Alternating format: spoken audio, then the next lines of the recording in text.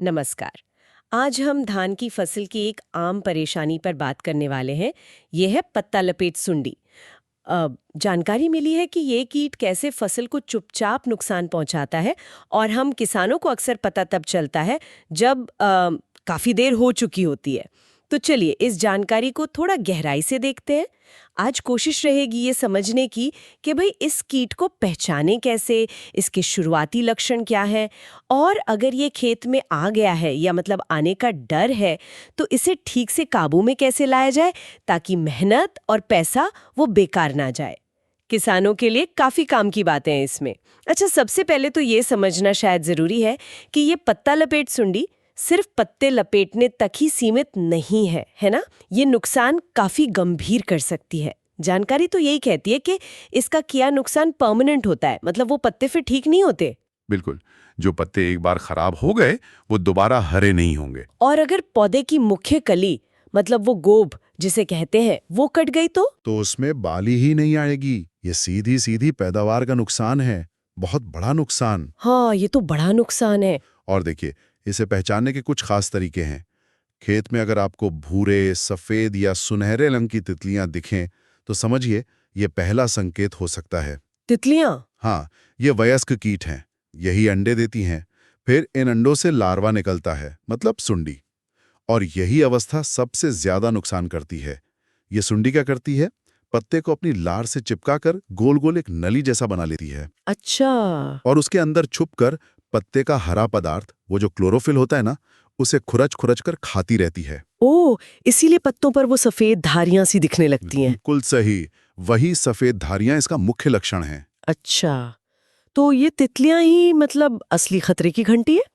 और जानकारी में एक और बात थी कि अगर पड़ोसी के खेत में ये कीट है तो अपने खेत को बचाना मुश्किल हो जाता है। ऐसा क्यों? हाँ, मुश्किल तो होता है, क्योंकि ये वयस्क तितलियां वो बहुत आसानी से उड़कर एक खेत से दूसरे खेत तक पहुंच जाती हैं। तो अगर आसपास के खेतों में इसका असर दिख रहा है तो अपने खेत पर खास नजर रखनी ही होगी। मतलब संक्रमण फैलने में ज्यादा देर नहीं लगती। समझ गई। तो पहचान हो गई और फैलने का तरीका भी पता चल गया। अब सबसे जरूरी सवाल पर आते हैं, नियंत्रण।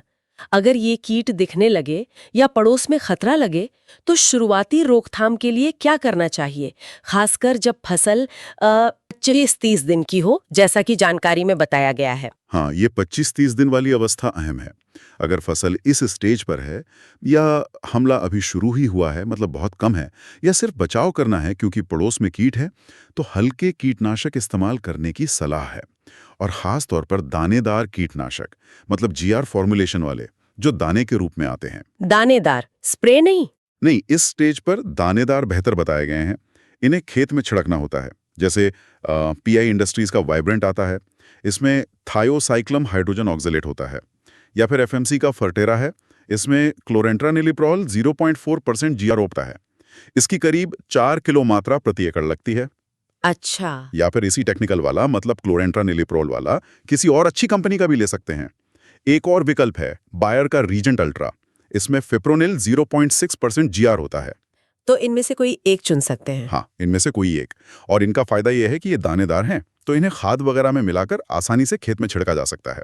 ठीक है, ये तो हुई शुरुआती या कम हमले की बात। जी। लेकिन मान लीजिए मामला बढ़ गया हो, पत्ते ज्यादा सफेद दिख रहे हो, मतलब क्लोरोफिल काफी खा लिया गया हो, तब क्या करें? हाँ, वो स्थिति अलग है। अगर नुकसान ज्यादा दिख रहा है, पत्तियां ज्यादा सफेद हो गई हैं, तब ज्यादा असरदार, आप कह सकते हैं दोहरे एक्शन वाले कीटनाशक इस्तेमाल करने पड़ेंगे। इनमें अक्सर दो अलग अलग तरह के टेक्निकल का मिश्रण होता है। ये कीट पर ज्यादा तेजी से और दो तरफा असर करते हैं। अच्छा, दोहरे एक्शन वाले जैसे अडामा का एक प्रोडक्ट है फोरपीडो। इसमें क्लोरेंट्रानिलिप्रोल 0.53% और फिप्रोनिल 0.8% जीआर का मिश्रण है। मतलब वही फर्टेरा और रीजेंट वाले टेक्निकल, पर एक साथ और शायद ज्यादा मात्रा में। इसकी डोज करीब 3 किलो प्रति एकड़ है। और कोई? इसी तरह यूपीएल का रेनिस्टर भी है। इसमें भी यही दोनों टेक्निकल हैं, क्लोरेंट्रानिलिप्रोल और फिप्रोनिल। इसकी डोज और भी कम है, सिर्फ 2 किलो प्रति एकड़। शायद इसमें टेक्निकल की मात्रा और ज्यादा होगी। ये तेज असर के लिए हैं, जब संक्रमण ज्यादा हो। ये दवाएं तो ठीक हैं, पर इन्हें इस्तेमाल करने का सही तरीका क्या है? क्या इसमें भी कुछ खास ध्यान रखना होता है? लगता है ये बहुत जरूरी है। हाँ, बिल्कुल जरूरी है। देखिए, जानकारी के अनुसार कीटनाशक डालने का सबसे अच्छा समय है शाम का। तेज धूप में नहीं डालना चाहिए। शाम को? क्यों? तेज धूप में दवा का असर कम हो सकता है और शायद कीट भी कम सक्रिय हों। शाम को डालना बेहतर है। और सबसे जरूरी बात, दवा डालने से पहले खेत में पानी जरूर होना चाहिए। पर्याप्त पानी, कम से कम 2 इंच, पानी क्यों जरूरी है? क्योंकि ये दानेदार दवा है। पानी में घुलकर ही ये जड़ों तक पहुंचेगी और पौधे के सिस्टम में जाकर असर करेगी।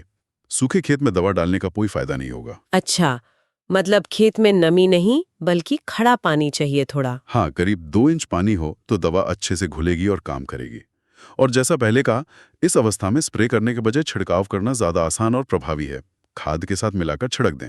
तो इस पूरी बातचीत का सार, मतलब मुख्य बातें ये निकल रही हैं। पत्ता लपेट सुंडी के संकेतों पर ध्यान दें। वो तितलियां, मुड़े हुए पत्ते, उन पर सफेद धारियां, खासकर जब फसल 25-30 दिन की हों। जी बिल्कुल। अगर शुरुआत है या बचाव करना है तो सिंगल एक्शन वाले दानेदार कीटनाशक जैसे वाइब्रेंट, फटेरा या रीजेंट अल्ट्रा। हाँ, और अगर संक्रमण ज्यादा फैल गया है तो ड्यूअल एक्शन वाले चुने जैसे फोर्पिडो या रेनिस्टा। सही। और सबसे अहम, दवा सही तरीके से डालें। शाम के समय खेत में कम से कम 2 इंच पानी रखकर और स्प्रे नहीं, छिड़काव करके। बिल्कुल सही, यही मुख्य बिंदु हैं। और हाँ, एक बात और सोचने लायक है। देखिए, ये जानकारी तो फौरी तौर पर कीट नियंत्रण पर है, लेकिन किसानों को लंबे समय के लिए ये भी सोचना चाहिए कि मिट्टी की सेहत कैसे सुधरे, फसल की अपनी प्रतिरोधक क्षमता कैसे बढ़े। शायद इससे भविष्य में ऐसे कीटों का हमला अपने आप कम हो सके। खैर, ये आगे की खोज का एक विषय हो सकता है। बिल्कुल सही कहा।